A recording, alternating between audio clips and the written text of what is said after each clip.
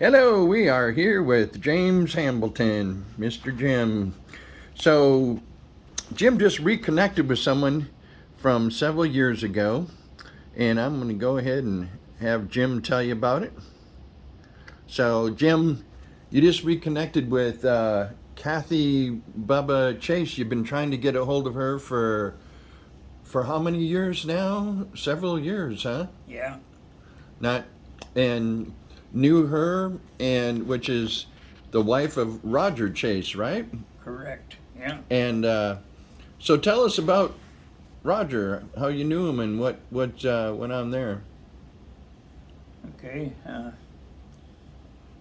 Back to Kathy. Kathy was a lady that came to our church, and she's a Jewish lady, full-blooded Jewish lady, and she started going to our church, and then she wanted to do a Seder, and she did a Seder for us, and probably did 4 or 5 Seders over the years, and we just enjoyed doing that with her. And she was so uh,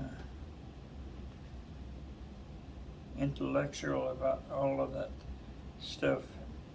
So, anyway, there was another man that had come to the church a couple times and had a son, a young son, and he'd bring him sometimes, but he was on drugs and he wasn't really interested in the Lord, and so I'd go visit him at his house. I knew where he lived, and I'd go to visit him, and I'd knock on the front door, and he'd see me coming, and he'd run out the back door and get under his car and act like he's working on his car, and he'd raise the hood up on his car, and I'd have to look down through the hood and see him down below trying to work on his car. And he'd keep telling me, he says, I don't have time to talk now. He says, I got to get this car going so I can go to work. And so I'd leave, and over the years, 2 or 3 years, I'd go back and visit him again, and he'd do the same thing. He'd run out there and get under his car and wouldn't talk to me. And so then one time I asked him, I says, I really need somebody to help me. And he says, what do you need? And I says, well, we're having vacation Bible school, and I wanted to have a thing to keep track of the kids and what they're doing. So I was giving them points for being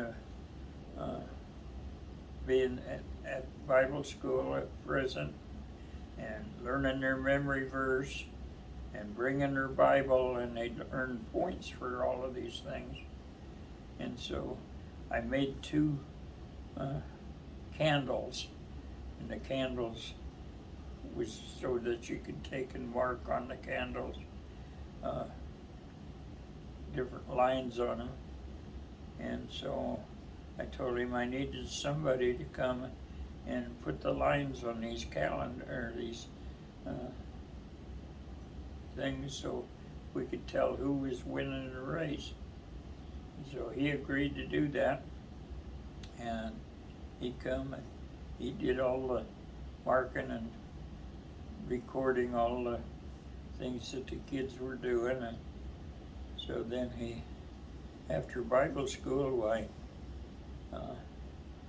was about a week later, I think, after Bible school, the sheriff and police come to his house and raided his house, and he had drugs in there, and so they put him in jail for having drugs and stuff. And so while he was in jail, of course, while he was at Bible school, he